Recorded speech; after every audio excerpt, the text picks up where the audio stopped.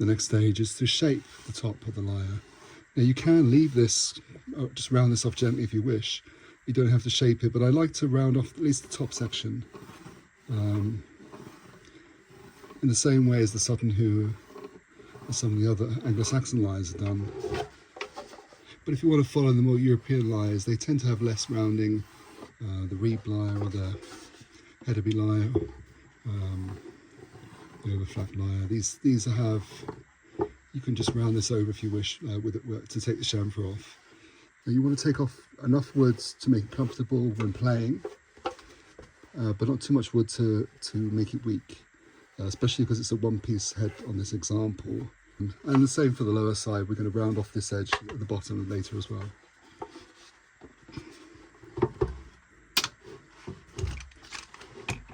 Now rounding off the outer edge is relatively simple.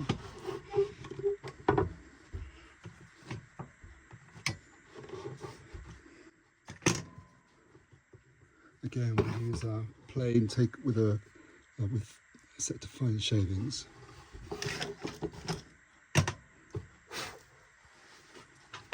Because we're going, this is basically all end grain here, so we need to go carefully.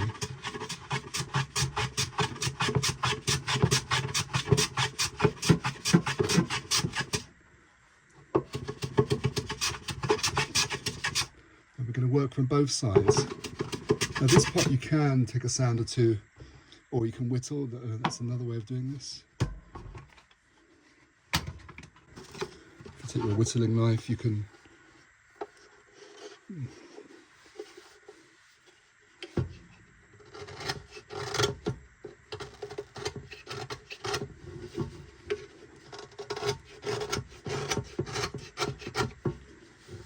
another way is to use a file. A file is another way, especially with the end grain. A file can be quite a useful way of doing it.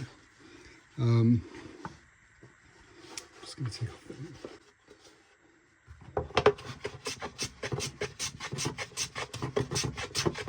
But a sharp hand plane should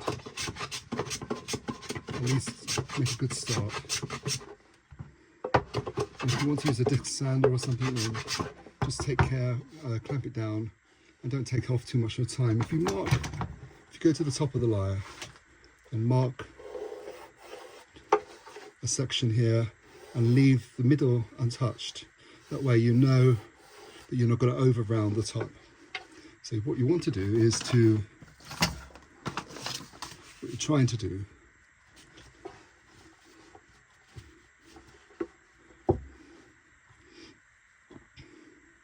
so if this is the top of the lyre, you're planing off these edges, and then we're going to gradually round that over. And we can either do that with sandpaper or we can do it with scrapers and hand planes. And the underside, square at the moment, we're going to take off the edges, and then we'll gradually just round that over for comfortable. So we're going to create a bit of clearance between where the peg is going to go, where the peg's going. These are those kinds of pegs. Yeah, so we'll create some clearance here.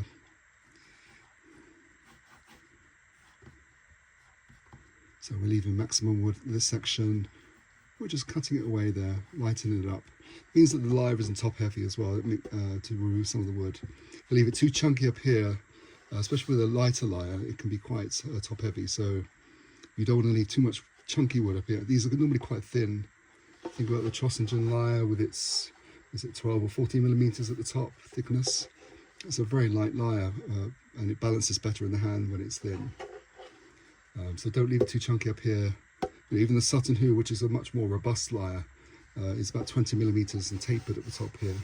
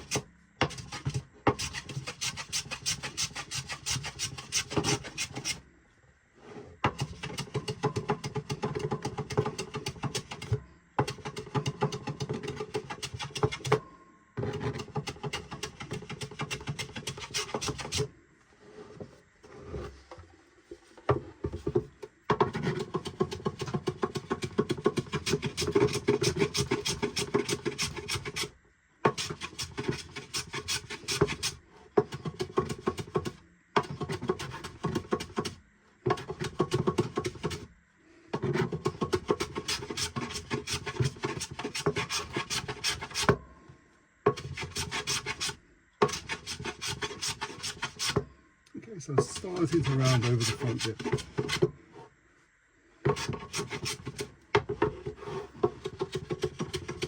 I'm taking off only a small amount of wood here.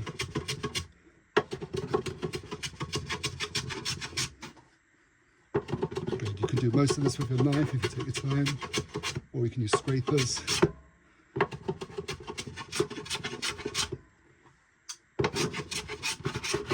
So I'm actually using this.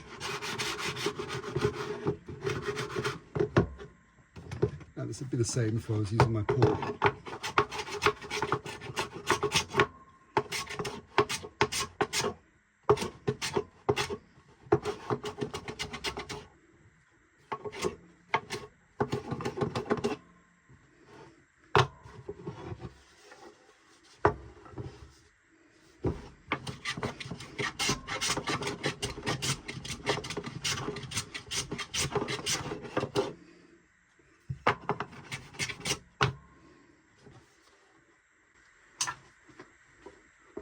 I don't know if you can start to get an idea.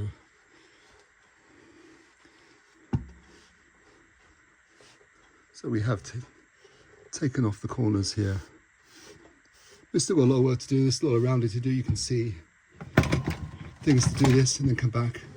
You can take a pen, mark where you don't want a plane. You don't want to touch the part where the pegs are. Keep all the strength there. We're only gently rounding off this tiny bit here, but we're going to want to be fully rounded here.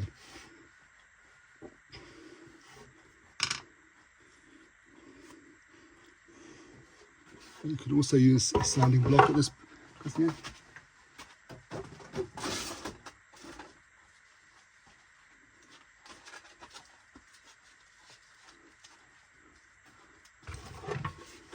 Because you're dealing with, because of the end grain, it can be quite tough. So if you want to do it by hand,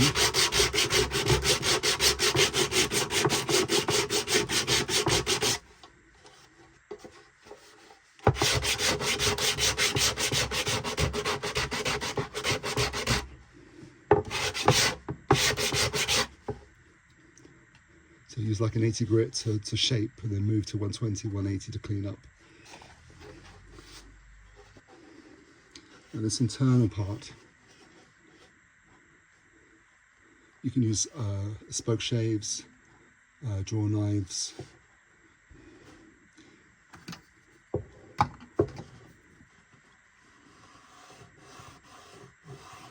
So we're looking to take off this corner.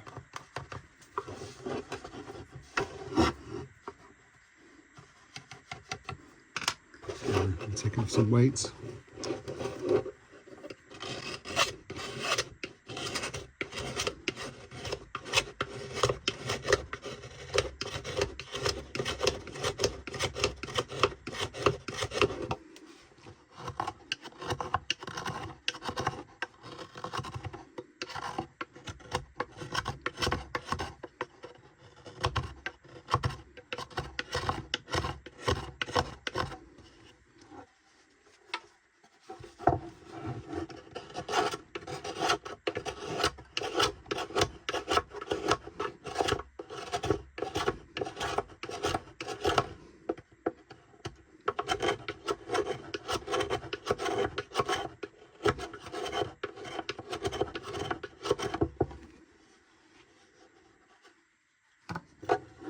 You can use a rounded file. This is a dragon file.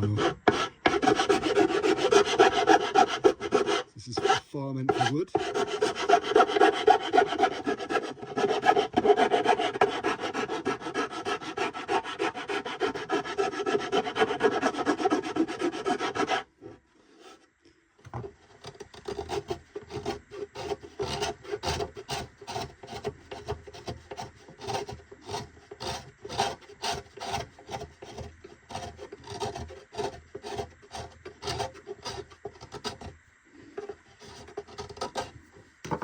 Going to mark on again.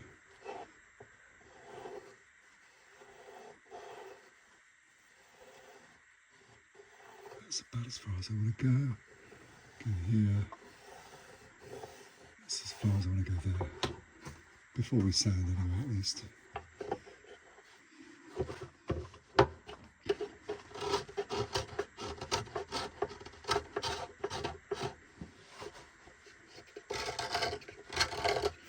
find that the grain will want to go one way or another way, so I just need to find the safest way to cut it. I'd rather cut away most of it with a knife and a plane rather than sand it straight away. There is a danger with sanding that you just over sand or you over round, and so you want to minimise that as best you can before you start using sanders, especially electric sanders like disc sanders, like Orbital Sanders. Orbital Sanders will do the rounding top at the very top very quickly, but there is a danger of over sanding, so I like to try and at least get close to the lines before I bring sanding tools into the job.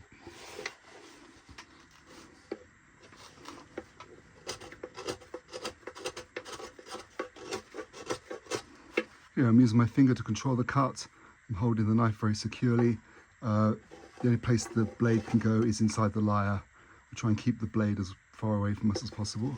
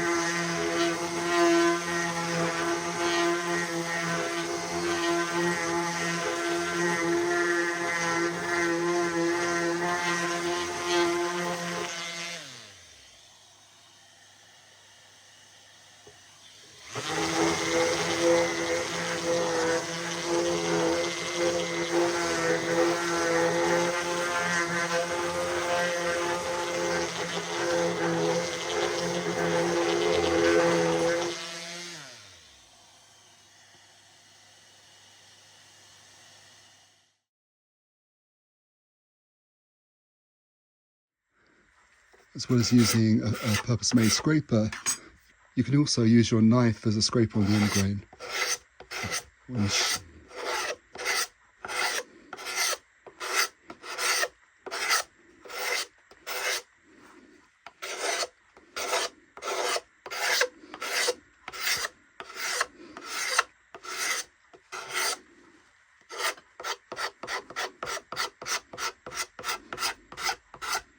In the past I've used broken pieces of glass. You can even use flint.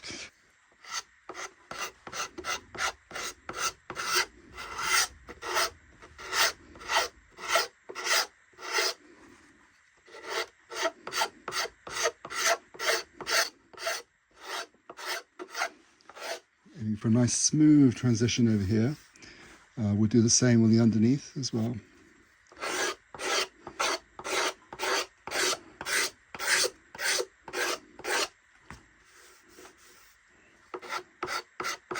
We want to get this as smooth as we can before we get to the sanding stage.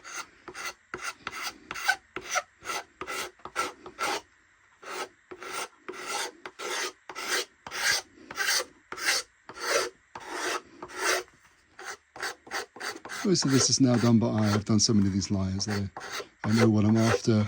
Because the lyre stops me from going too far with especially if I'm sanding or if I'm using the knife or chisel.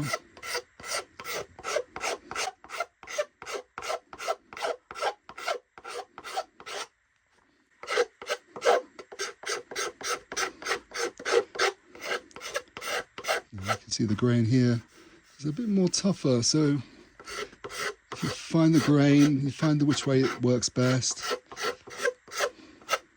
If you get stuck, you can always switch to sanding block and use 120, 180 grit. to gradually bring this shape